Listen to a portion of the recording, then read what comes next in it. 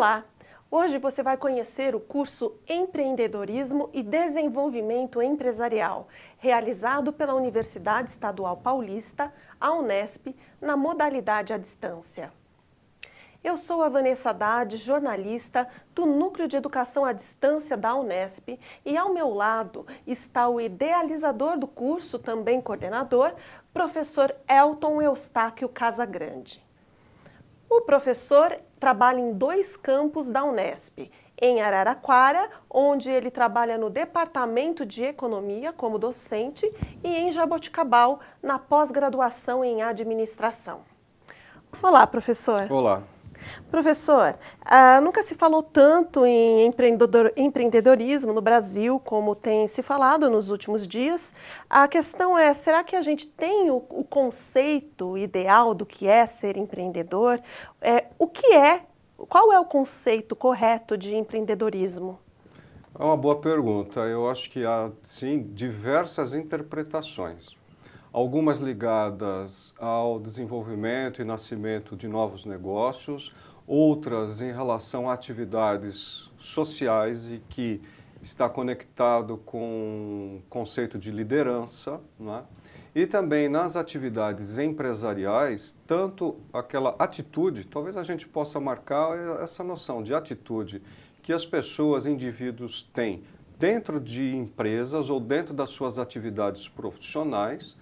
E, finalmente, eu acho que a gente pode também interpretar como uma ação individual a partir de uma visão que um indivíduo conceba e queira colocar em prática, com fundamento de sobrevivência e desenvolvimento de uma atividade que pode ganhar o status de uma empresa. No conceito de teoria econômica, a gente costuma dizer firma, mas é mais comum e usual mesmo é o conceito de empresa. Então, é uma atitude colocada com foco através de uma visão desenvolvida para atingir uma ação econômica com fins de sobrevivência e desenvolvimento, crescimento.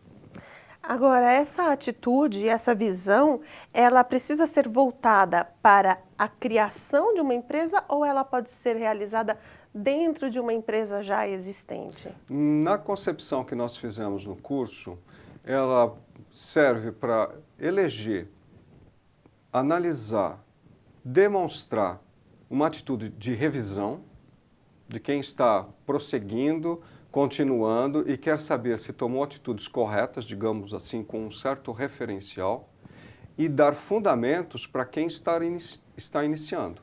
Não necessariamente uma situação tão formalizada com pretensão ainda de criar um CNPJ. Pode ser um iniciante, não é, que está idealizando uma atividade, imaginando, vou para o mercado de trabalho para tentar um tipo de ocupação, ou eu vou estudar um mecanismo para criar uma atividade e, através dela, proporcionar as liberdades que me interessam e que eu quero ou que eu almejo em termos, ou que quero alcançar.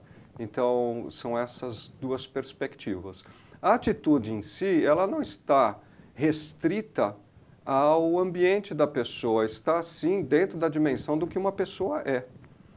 Então, se a gente olha para outras experiências em outras economias ou países, né, evidências internacionais, o empreendedorismo, a ação empreendedora, não é um acessório. Eu acho que está sendo tratado no Brasil como algo acessório.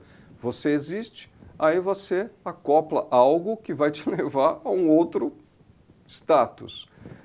Nessas experiências educacionais de muitos países, os indivíduos já são incentivados à criatividade, a buscar novos ambientes, o aprendizado cultural, viajar e conhecer sociedades e organizações diferentes. E no ensino formal, internalizados também como comportamento para dar liderança nos estudos, na forma de estudar, desenvolvendo projetos do que exatamente memorizar aspectos conceituais. Então, não é um acessório.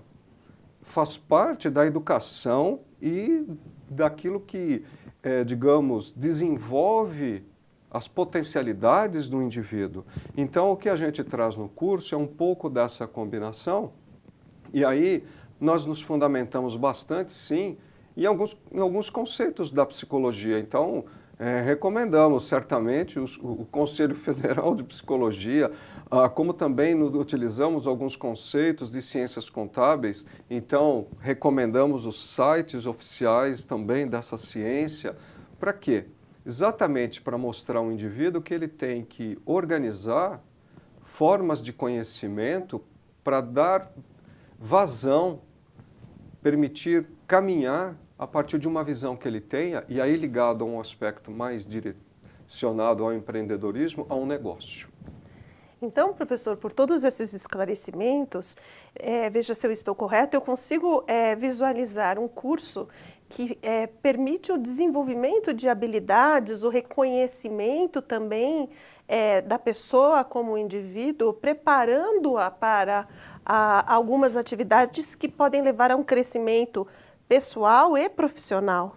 Exato. Dentro disso, de uma maneira bem prática, para quem o senhor recomenda esse curso? Fazendo uma revisão do curso, onde a gente também se escuta, não é, e procura avaliar o conteúdo, repensar o conteúdo, oferecer um material de consulta, de leitura, uma planilha instrumental para ajudar a pensar. Ele não exige conhecimentos tão sofisticados. A própria ciência econômica, vamos dizer a verdade, ela é sofisticada. Os instrumentos em finanças, os instrumentos também são sofisticados. Conhecer o formato das demonstrações contábeis, como balanço e demonstração de resultados, exige alguma técnica. Então, de uma certa maneira, tem uma complexidade e uma certa sofisticação. O que foi a tentativa de traduzir nos vídeos, quase 7 horas gravadas, na forma de depoimento, o uso desses instrumentos mediante algumas possibilidades de experiências acumuladas em atividades empresariais ou de suporte à decisão empresarial. Então, eu entendo que o depoimento torna acessível conhecimentos, estruturas que são sofisticadas e que exigiria conhecimento prévio. Mas os fundamentos disso estão no ensino médio. Claro que quem está cursando uma faculdade pode se beneficiar mais, mas não é restrito a esse público. Então, pessoas, mesmo que não tenham escolaridade formal, eu creio que eu me fiz claro no sentido do depoimento, porque se refere a situações difíceis pelas quais nós passamos na vida e que acontecem às vezes porque a gente não usa um instrumento ou outro, que ora está num conceito de finanças, ora está num conceito da contabilidade, não é? E talvez fique, que seja bom registrar que os sites que estão lá citados, com toda a trilha para se chegar às informações, são públicas. Então, sites do IBGE, como eu utilizo, ou do Ministério do Trabalho, ou da pesquisa do empreendedorismo do Sebrae, que também é oferecida no próprio site, com um documento imenso. Aliás, a cada 2 anos tem essa fonte de informação. Eu acho que essa combinação, via o curso, demonstra como o indivíduo pode prospectar mercado. Então, seria uma forma de chegar a uma visão da sua própria atividade econômica, olhando para o Brasil e entendendo um pouco as diferenças do Brasil, que esses sites vão permitir uma visão. Como o conhecimento fica mais acessível, mais explicado, um estudante poderia usar, assim como um profissional mais graduado, assim como uma dona de casa que pretende fazer alguma coisa relacionada às atividades dela normais, mas ela decide empreender, ele fica um curso com um público um pouco mais amplo. Exato. A ideia foi popularizar o conhecimento científico. Por exemplo, jornalistas que escrevem ou acadêmicos que escrevem sobre a física, sobre a astronomia, né, que tentam levar de uma maneira compreensível à população aspectos ou construções elaboradas bem complexas. e que, quando a gente lê, pelo fato de serem popularizadas, não significa que um público pode se beneficiar e outro não. A questão é que, diante dos problemas colocados, como a experiência acumulada por alguém, mais aquilo que ela sabe, pode ser utilizado para avançar. Então, a ideia do curso é provocar, é levantar dúvidas, é chamar atenção tanto para o indivíduo e o seu poder de decisão, através do autoconhecimento, e das formas que ele cria, como, por exemplo, empresa, uma atividade que vai recrutar pessoas, que vai exonerar pessoas, que vai fazer contratos com fornecedores, com clientes, vai atender a tantas exigências de um ambiente tão difícil quanto o Brasil, que certamente é um laboratório, isso é considerado para várias experiências internacionais, correto? Em ambientes mais estáveis, colocar a criatividade a serviço de instituições e alcançar sucesso é bem diferente do que ambientes instáveis, indefinidos, não é?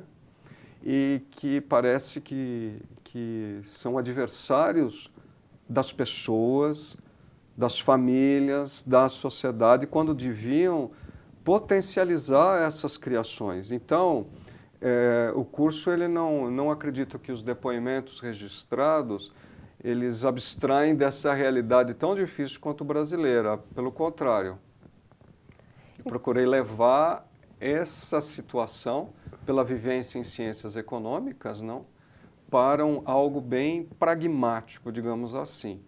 Então, esse conhecimento científico mais acessível, somado a essa contextualização com a situação do Brasil, a gente pode considerar isso tudo inovador? Bom, a gente pensa em sempre criar situações diferentes e que economizem etapas, não é, para que as pessoas cheguem de um ponto ao outro. Ainda mais quando o foco do trabalho principal, como no meu caso, é educação superior. Não é? Então, a transferência de conhecimento, de tecnologia, com tanto que há à disposição, permite, sim, criar formas que a gente imagina que sejam inovadoras. Mas é difícil categorizar dessa maneira, porque tem muitas experiências que a gente se surpreende de várias faixas etárias, não? De pessoas já no mercado, de pessoas idosas, de pessoas jovens. Por quê? Porque o ambiente brasileiro é bem difícil, então as inovações são da sociedade, não é? Então elas passam pela gente e depois você não consegue talvez classificar, não? Certamente a gente tem que cuidar muito da vaidade, porque isso é um conhecimento bastante plural e acho que a gente tem que valorizar as experiências talvez menos formais, não é? Em termos de empresa, quanto também aqueles, especialmente de empresariado nacional, de meio urbano e meio não urbano, que são o foco em agroindústria, não? Ou agricultura, que tem uma história também de desenvolvimento forte e importante, que não é tão estudada. O empresariado e a imigração, por exemplo, que fundamenta o empresariado nacional urbano, é mais estudado do que o empresariado do campo, que particularmente tem carregado o Brasil. Não é? A indústria desaparece em relação ao PIB, vem diminuindo e outros setores e outras atividades inovadoras também têm aparecido. Startups, spin-offs de universidades, não é? Jovens que saem de FATECs, de ETs com ideias.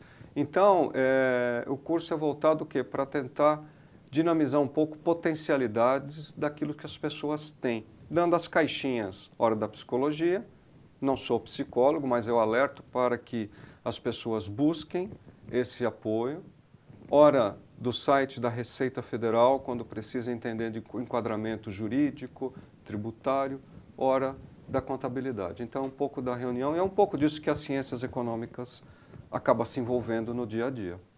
Então a gente vê uma gama de assuntos muito interessante e eu gostaria de saber como toda essa abordagem é estruturada dentro desse curso e se esse curso ele pode ser considerado um curso teórico ou um curso prático. Não, não é teórico. De forma alguma eu concebi um curso teórico.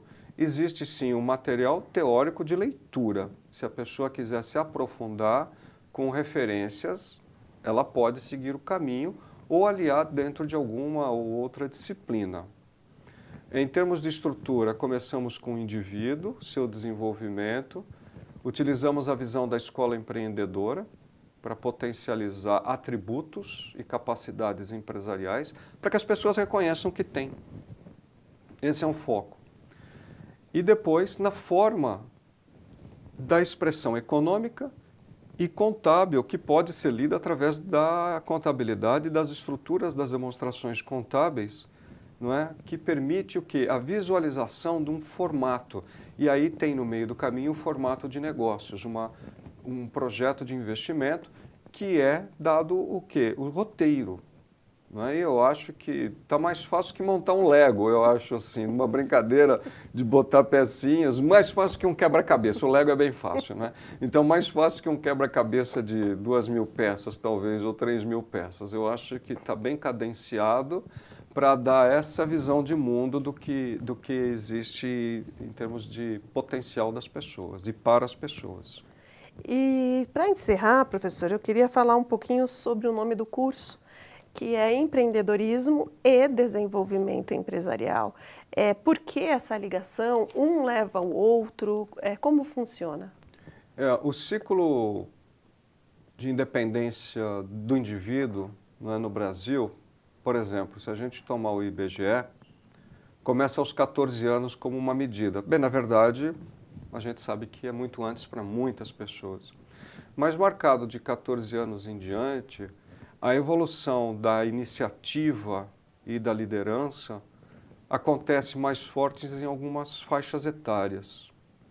E depois é assimilado ou eliminado pelo ambiente, porque o dia a dia acaba tomando conta, não é? E esse pragmatismo, ao mesmo tempo, esse foco em atenção em tantos assuntos variados que o indivíduo, o empresário, precisa cuidar, pode retirar o conceito de desenvolvimento. Então, uma iniciativa pode começar e recomeçar desde que o indivíduo desperte e diz, abandonei, vou retornar.